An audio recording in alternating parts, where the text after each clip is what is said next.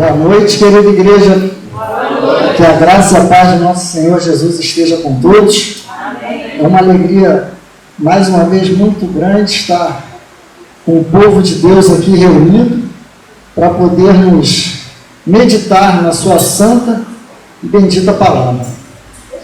E hoje daremos continuidade a essa série que a igreja está se debruçando neste mês de janeiro, que tem por tema, como o nosso amado irmão disse, a beleza da igreja, e com foco na natureza da igreja.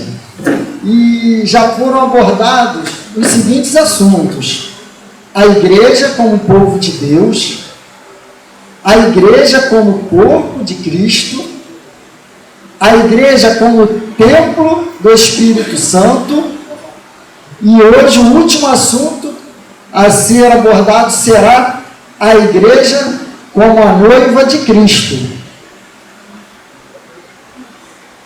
Amém. E verdadeiramente, a igreja como a noiva de Cristo, ele é um dos temas mais profundos da teologia cristã. Mas sua relevância, ele vai muito além da teoria, porque ele oferece um mapa para o caráter, relacionamentos e propósito da vida.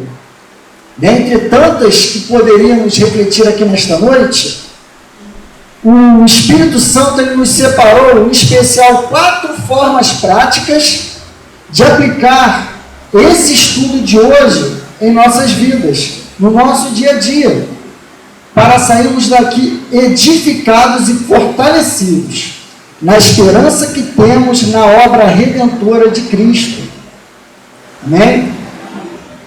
O tema central desta série é a beleza da igreja, e tem uma relação especial com o tema de nossos estudos hoje. Não que os outros estudos eles não refletissem nessa beleza, mas quando pensamos em uma noiva, temos logo a ideia da beleza da noiva sendo plenamente revelada naquele grande dia. Quando estamos na ocasião de um casamento, quando é chegado o momento que a noiva vem para adentrar no recinto, todos se colocam de pé. E a gente consegue até ouvir aquele quando a noiva dá os primeiros passos. Isso para não falar na cara do noivo como é que ele fica, né? Uma alegria só. Então, o casamento, ele é o momento do relacionamento entre um homem e uma mulher em que se atinge seu grau máximo de intimidade. Da mesma forma, nós verificamos que nas Escrituras a figura do casamento ela é utilizada para expressar o relacionamento íntimo entre Deus e o seu povo, sua noiva. E de acordo com o teólogo Emmett White, a ideia de casamento ela aqui remonta, e é claro, a antiga tradição judaica de Israel, como a noiva de Yahvé, cortejada no deserto, casada no Sinai, infiel por muitas gerações e por fim abandonada, mas depois cortejada e conquistada novamente em uma renovação da aliança, que resultaria na renovação de toda a criação, como nós vemos em Isaías 54, 55. A figura da noiva ela é usada amplamente na Bíblia como descrição do povo de Deus. E no Antigo Testamento, os profetas apresentaram Israel como a noiva que tinha cometido repetidos adultérios. Como nos textos, para aqueles que estão anotando para realizar um estudo, em Jeremias 3, Ezequiel 6 e Oséias 3.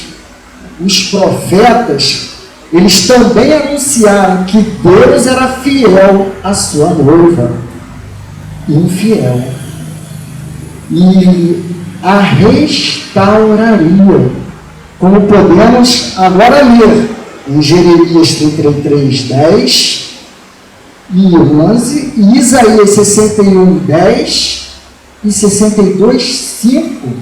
Glória a Deus pela fidelidade de Cristo.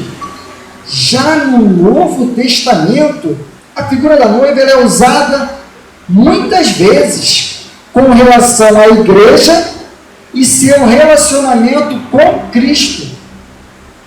E como o nosso estudo é temático, meditaremos nos versículos de Apocalipse que anunciam o momento deste casamento entre Cristo e sua noiva. Mas também percorreremos outros versículos que a palavra de Deus, tanto no Antigo quanto no Novo Testamento, ele nos esclarece sobre esse tema. E eu convido aos amados irmãos para a gente colocar o sangue para circular, facilitar a atenção, que se coloque, mas principalmente em reverência à palavra de Deus, de pé. E nós iremos ler a sua palavra, que se encontra em Apocalipse 19, de 7 a 9. Eu utilizarei a versão da NVI. O livro de Apocalipse, enquanto os irmãos abrem aí, cabe dizer que ele tem por autor o evangelista e apóstolo João. Foi escrito por volta do ano de 95, 96 depois de Cristo.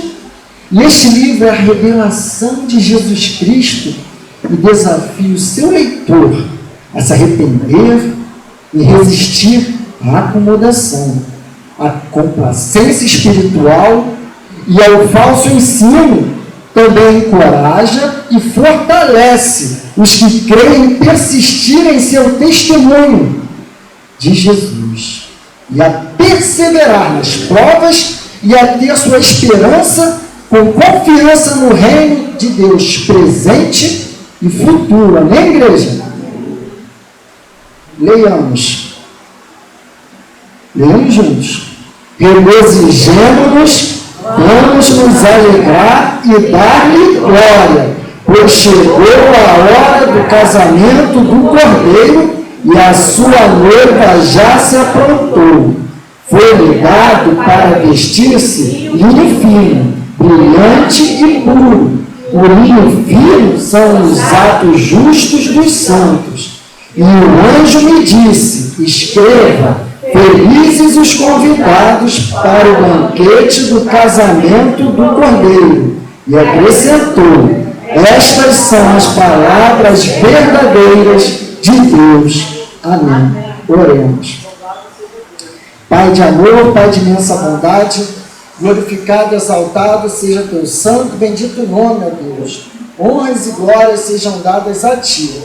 Muito obrigado, ó Deus, pela oportunidade que o Senhor nos concedeste de estarmos reunidos aqui, ó Pai, como tua igreja, com as portas abertas, ó Deus, para estarmos aqui sendo edificados pela tua palavra.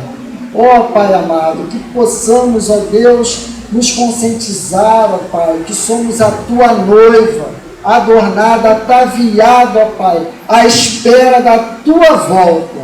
Ó Deus de amor, que possamos sair daqui alegres, edificados por Ti, e tudo, ó Pai, seja feito para a Tua honra e glória.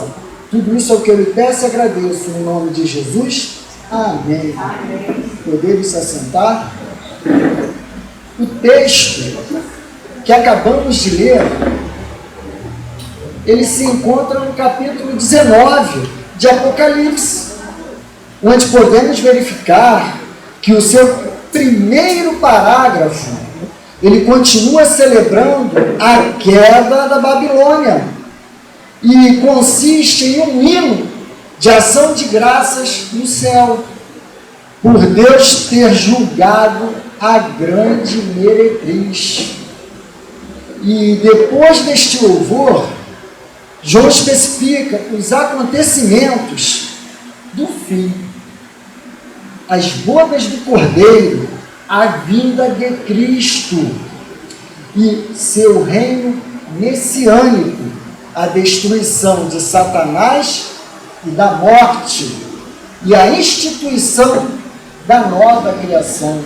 No versículo 7 nós temos a seguinte palavra, que é muito inspiradora para nós: regozijemo-nos, nos alegremos, dai glória a Deus, vamos nos alegrar e dar glória, pois chegou a hora do casamento do Cordeiro e a sua noiva já se aprontou. Interessante observarmos que a voz anuncia o casamento do Cordeiro, não o descreve. Ela proclama que o casamento do Cordeiro é o quê? Iminente. O noivo, ele é descrito como Cordeiro, e ele quer ser lembrado pelo seu sacrifício. Como noivo da igreja, Jesus quer ser amado e lembrado como aquele que deu a vida por sua amada igreja. Amém? Interessante nós compararmos esta versão da NVI, de Apocalipse 19, 17, com a tradução realizada pela ACF. Regozijemo-nos e alegremos, e demos-lhes glória, porque vindas são as bodas do Cordeiro, e já a sua esposa se aprontou. Olha as diferenças. Esta última tradução utiliza a palavra bodas no lugar de casamento e esposa no lugar de noiva. Observaram? Não há problema algum nisso, pois as traduções diferenciam pelo fato da ACF, ela tem uma preponderância de uma equivalência formal. A tradução é de palavra por palavra. Já a NVI, ela tem uma equivalência mais dinâmica, pensamento por pensamento. A linguagem da ACF é uma linguagem mais erudita, clássica, solene, enquanto que a linguagem da NVI, ela é mais contemporânea, fluida e clara. As bodas, enfim, ou casamento do Cordeiro, eles podem ser melhor compreendidos quando ensinamos e examinamos a cultura dos hebreus. O costume matrimonial dos hebreus tinha 4 fases distintas. Em primeiro lugar, o noivado. Era algo mais profundo que o noivado de agora. O significado de um compromisso ali bem mais rígido do que o noivado nas datas de hoje. A obrigação do matrimônio era aceita na presença de testemunhas e a bênção de Deus era pronunciada sobre essa união. Desde esse dia, o noivo e a noiva estavam legalmente casados, como aí nós verificamos em 2 Coríntios 11, 2. Em segundo lugar, o intervalo. Durante o intervalo, o esposo pagava ao pai da noiva um dote. Nesse tempo, também a noiva se preparava e se ataviava para receber o seu noivo. Ela devia apresentar-se a ele como noiva santa, pura e sem mácula. E em terceiro lugar, nós tínhamos a procissão para a casa da noiva. Ao final desse intervalo, o noivo saía em procissão para a casa da noiva. O noivo, em seu melhor traje, era acompanhado de seus amigos que cantavam levando tochas e seguiam em direção à casa da noiva. O noivo recebia a noiva e a levava em procissão para o seu próprio lar. E ali era celebrada a festa, as bodas, o casamento em si. E em quarto lugar, as bodas propriamente ditas. As bodas incluem a festa, que durava entre 7 ou 14 dias. Agora a igreja está desposada com Cristo. Imaginemos agora nós como noivo. Ele já pagou o dote por ela. Ele comprou a sua esposa com o seu sangue. O intervalo é o período que a noiva tem para se preparar. Que nós estamos fazendo aqui agora. E ao final desse tempo, o noivo vem, glória a Deus, acompanhado dos anjos, para receber a sua noiva, a igreja. Agora começam, sim, as bodas. O texto registra esse glorioso encontro neste capítulo 7. Alegremos-nos e exultemos, e demos-lhes glória, porque são chegadas as bodas do Cordeiro, cuja esposa a si mesmo já se ataviou. As bodas continuam, não por uma semana, mas por toda a eternidade. O dia glorioso há de ser aquele. Amém, igreja? A palavra esposa é a tradução certa, única, e não noiva, nunfia. E alguns intérpretes devotos, eles tentaram fazer uma distinção teológica entre esposa e noiva do Cordeiro. Mas uma noiva, ela pode sim ser chamada de esposa, no sentido de que ela está comprometida, mesmo se o casamento ainda não aconteceu. Importante destacar que o noivado na tradição judaica, ele tinha uma conotação diferente da cultura ocidental. Era bem mais do que comprometedor, o castigo sobre a lei de Moisés por violá-lo, seja por adultério, pelo abuso sexual, fornicação ou incesto, ele era a morte por apedrejamento. Como diz o texto de Deuteronômio 22, 23 e 24, vejamos. Se numa cidade um homem se encontrar com uma jovem prometida em casamento e se deitar com ela, levem os dois à porta daquela cidade e apedrejem-nos até a morte. Neste sentido, podemos verificar que em Mateus 1,20 existia um compromisso total de fidelidade, de modo que o anjo falou a José que não tivesse receios de casar com Maria, sua esposa, na ocasião ainda prometida em casamento, mas não coabitaram até esse dia. Aqui, amada igreja, nós podemos fazer a primeira aplicação prática para nossas vidas pelo fato de sermos igreja, a noiva de Cristo, que é o exercício da fidelidade, lealdade. A metáfora da noiva exige fidelidade. Na prática cotidiana, isso se traduz em prioridades claras, meus amados.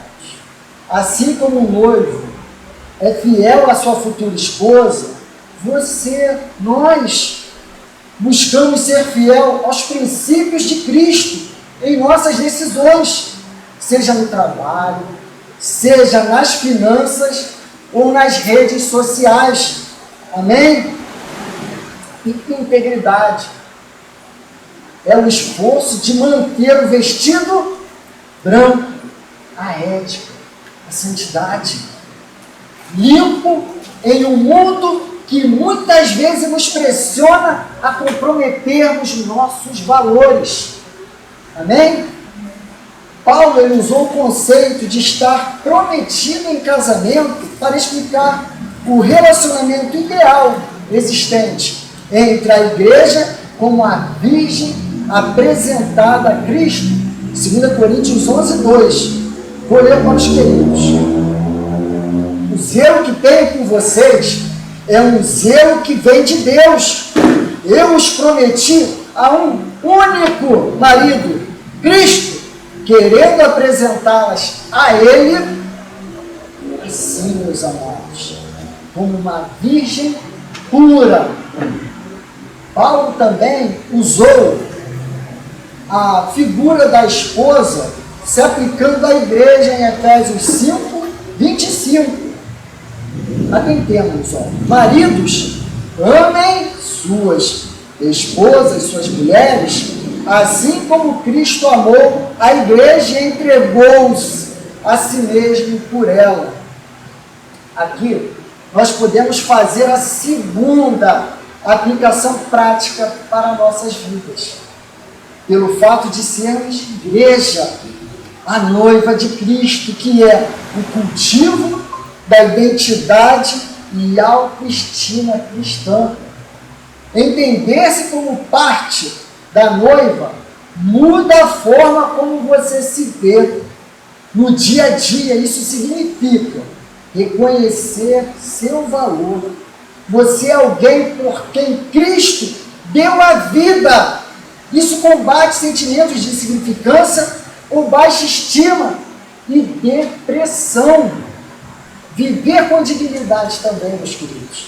Se você é amado por Deus com amor nupcial, você passa a filtrar o que aceita de si mesmo e dos outros, buscando uma vida que honre esse status. Faça valer a pena o amor sacrificial de Cristo, o noivo por você. Em Efésios 5, 25, como vimos, Paulo exorta os homens a amarem sua esposa, assim como Cristo amou a igreja. Israel foi chamado diversas vezes de esposa de Javé, ou Javé de marido de Israel, como em Isaías 54, de 5 a 7. Olha, pois o seu Criador é o seu marido, o Senhor dos exércitos é o seu nome, o Santo de Israel é seu Redentor. Ele é chamado Deus de toda a terra. Versículo 6. O Senhor chamará você de volta, como se fosse uma mulher abandonada e aflita de espírito, uma mulher que se casou nova, apenas para ser rejeitada, diz o seu Deus. Versículo 7. Por um breve instante eu abandonei, mas com profunda compaixão eu a trarei de volta. E toda a profecia de Oséias está estruturada ao redor do tema de que Israel é a esposa de Deus que se tornou adúltera. Mas a profecia promete a Israel um novo dia, quando Deus, em Oséias 2, 19 e 20, ele diz: eu me casarei com você para sempre. Eu me casarei com você com justiça e retidão, com amor e compaixão. Eu me casarei com você com fidelidade, e você reconhecerá o Senhor. E Jesus, ele usou também a figura do casamento para representar seu relacionamento com seus discípulos, no aspecto presente e futuro. Ele afirmou que era um noivo que veio para seu povo. E em Marcos 2,19, temos as seguintes palavras do Mestre. Jesus respondeu: como podem os convidados do noivo jejuar enquanto está com eles? Não podem enquanto o tem consigo. Seus discípulos são, no caso citado, convidados e não a noiva. Isto se refere e se deve ao caráter flexível da linguagem parabólica. Se forçarmos então a literalidade destas palavras, então não há noiva, somente noivo e convidados. E como podemos ler em João 3,29, o evangelista João, ele relata que João Batista disse que Jesus era um noivo e ele mesmo era o quê? Somente um amigo. Para o teólogo George Ladd, no pensamento de Paulo, a expressão do Antigo Testamento, que chama Israel de a esposa de Javé, se aplica também ao grupo de crentes, a igreja. Antes da vinda de Cristo, os homens estavam presos. Eles estavam presos à lei, como uma esposa está presa ao seu marido. Em Cristo, esta prisão foi quebrada.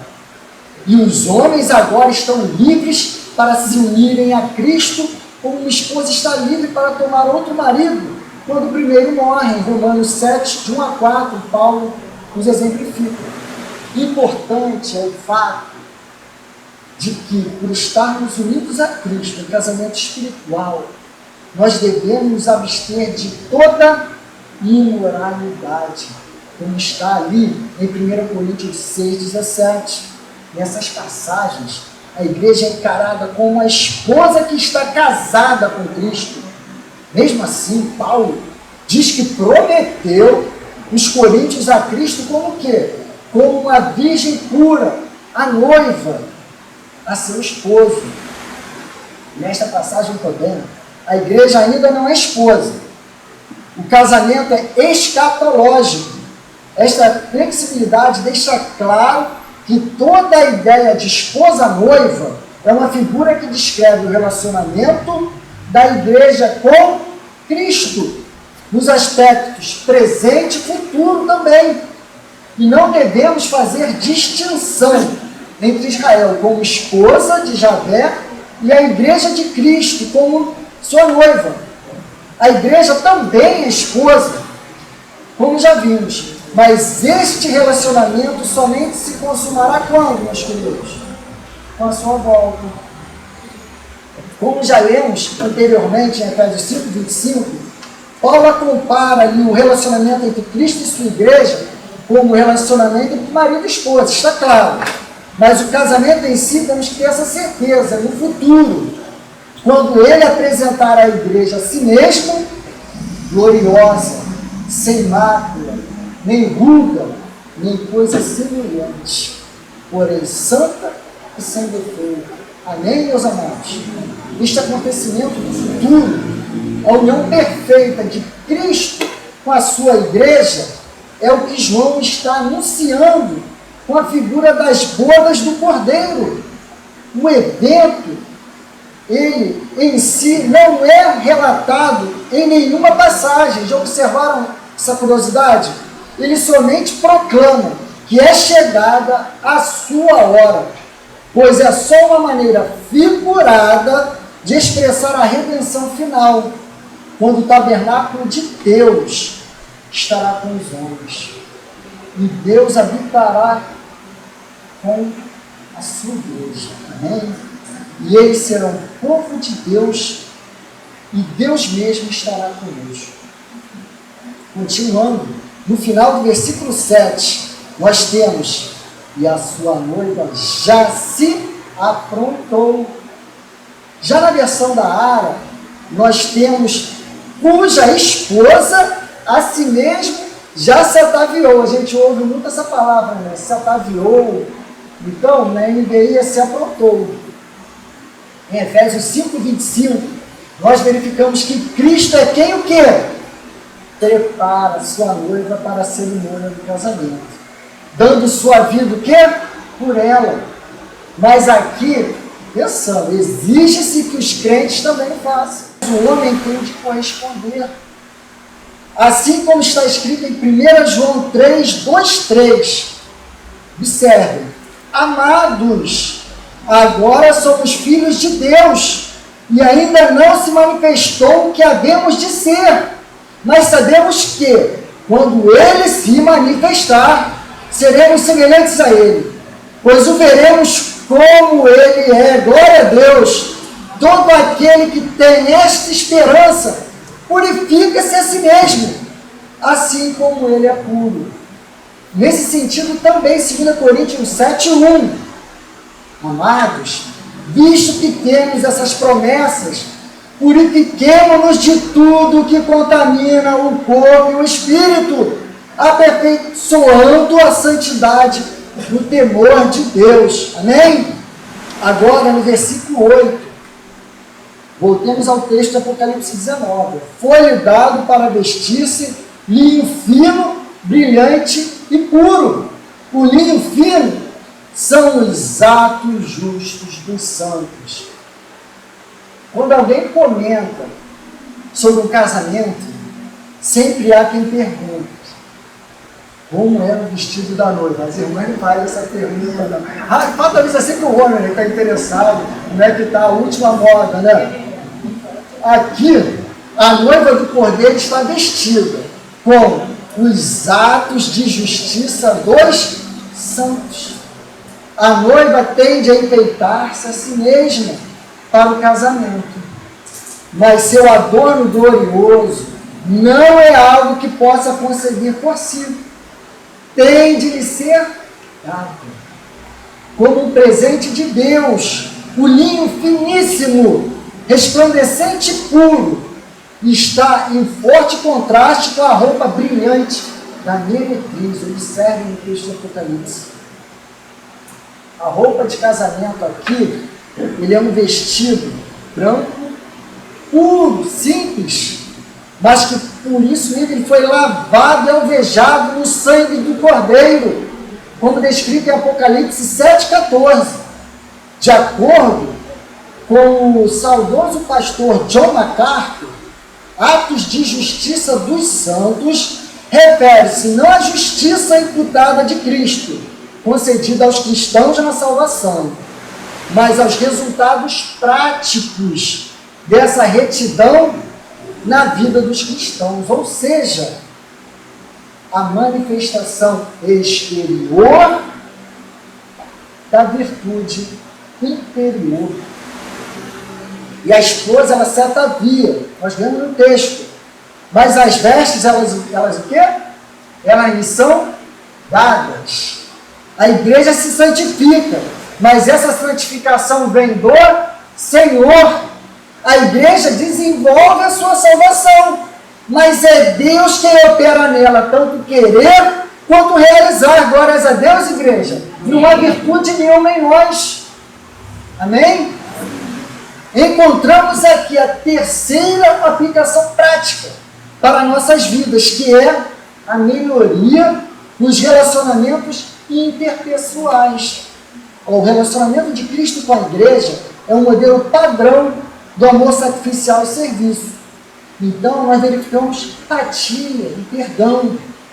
Se Cristo ama a igreja, apesar de suas falhas, pois nos conheceu quando estávamos ainda cobertos de máculas, rugas e defeitos, que estão sendo tratados no processo de santificação. Da mesma forma, nós somos chamados a exercer essa mesma graça com as pessoas ao nosso redor, nossos cônjuges, amigos, irmãos, colegas de trabalho, amigos de escola. Com todos, nós não podemos escolher, nós não podemos fazer distinção. Cristo manda nós amarmos o semelhante como a nós mesmos. Não cabe a nós a escolha. Dentre estes está aquele dever de sacrifício, de sofrermos pela causa de Cristo. Se você quiser preservar o seu orgulho, se você quiser preservar o seu ego, você não está se sacrificando em prol do Evangelho de Cristo. Então nós devemos amar a todos com a mesma graça que recebemos. Amém? Porque é um amor sacrificial. Aplique-se na disposição de servir ao próximo, sem esperar algo em troca, imitando o cuidado que o noivo tem pela noiva. Dando continuidade, meditemos agora, nos aproximando do final, do versículo 9 de Apocalipse 19. E o anjo me disse: escreva, felizes os convidados para o banquete do casamento do Cordeiro. E acrescentou: estas são as palavras verdadeiras de Deus. Apocalipse 19, 9 apresenta a quarta das 7 bem-aventuranças neste livro. Só que aqui tem-se 2 entendimentos que são mais preponderantes quanto à distinção ou não entre a noiva e os convidados neste banquete de casamento. Por exemplo, o pastor John MacArthur e o Warren Wiersbe, eles entendem que a noiva não é convidada para o próprio casamento, ela convida. Preste atenção no texto, nós temos que ali observar que temos interpretações diferentes. Os convidados seriam quem para John MacArthur e Warren Wiersbe? Seriam os crentes da era do Antigo Testamento e da tribulação, aqueles salvos anti-pentecostes. Todos os cristãos fiéis salvos pela graça por meio da fé, até o que? O nascimento da igreja ali no Pentecostes, em Atos 2. Embora eles não sejam a noiva, ainda assim serão glorificados e reinarão com Cristo no reino milenar. Para MacArthur, é mais uma imagem diferente do que uma realidade diferente. Por sua vez, George Lade e pastor Hernandes Dias Lopes, eles entendem que esta distinção, esta opinião, ela ignora a fluidez da linguagem figurada. O conceito da igreja como noiva e da consumação final como casamento são figuras metafóricas. Citam que Cristo é ao mesmo tempo o cordeiro e o pastor das ovelhas. Da mesma maneira, a igreja é ao mesmo tempo a noiva e os convidados. Aqui, em relação aos convidados, na NVI e em outra tradução da ARA, nós temos aqueles que são chamados. No original é Hoi Keklemenoi. Cabe destacar que ninguém terá acesso à festa de casamento por méritos próprios. Todos têm de receber um convite de Deus. Vejamos um exemplo importante que Jesus nos deu em Mateus 22:3. Então, enviou os seus servos a chamar os convidados para as bodas, mas estes não quiseram vir. O convite vem de Deus. Interessante que em Apocalipse 21:9-10, verifica-se que na visão de João, a noiva é também um termo utilizado para a cidade santa, Jerusalém, que descia do céu da parte de Deus. Por fim, aqui o anjo diz a João, no versículo 9, estas são as palavras verdadeiras de Deus. Em face do mal que a igreja passa na terra, o anjo acrescenta uma declaração solene de que esta promessa de bênção e da festa messiânica é a palavra de Deus verdadeira, infalível. E aqui nós encontramos a quarta e última aplicação prática para nossas vidas, pelo fato de sermos igreja, que é viver com esperança e expectativa. Observe o final do versículo 9. Estas são as palavras verdadeiras de Deus. A noiva, nós aqui nesta noite, vivemos da expectativa das bodas. Isso muda a sua perspectiva sobre o futuro. Resiliência nas crises. Quando os dias são difíceis, a mentalidade da noiva lembra que o sofrimento atual é passageiro e que há uma promessa de celebração e restauração final. Amém, igreja? E temos o que? O propósito no nosso cotidiano. Cada ação pequena, ela deve ganhar significado, como parte de uma preparação para algo maior. Você não está apenas aqui nesta terra, passando tempo, mas está se preparando para um encontro na igreja. Glórias a Deus por isso. A igreja estava prometida a Cristo, por sua escolha soberana na eternidade pretérita, como nós verificamos em Efésios 4, Hebreus 13:20. E ela será apresentada a Ele no dia do arrebatamento. Como nós temos em João 14, de 1-3. Não é palavras que eu acho, são palavras firmadas nas promessas de Deus, como em 1 Tessalonicenses 4, de 13-18. A última ceia significará o fim da cerimônia. Se nós temos aqui a imagem de um casamento da noiva, é ali que a cerimônia acaba. Essa refeição é simbólica. Tem muitos que devem se pegar, se naquele dia que eu estiver na mesa, ninguém me segura. Não vai ter nutricionista que venha me receitar algo que eu devo comer. Já tem muita gente nessa esperança. Crente quase não pode comer, né? Mas ali será o estabelecimento do reino milenar. E durará por quanto tempo?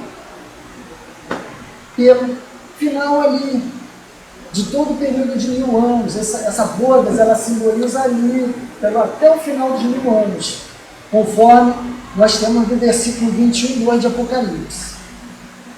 E concluindo, meus queridos, nós temos a igreja como a noiva de Cristo, que na consumação dos tempos, Cristo virá buscá-la.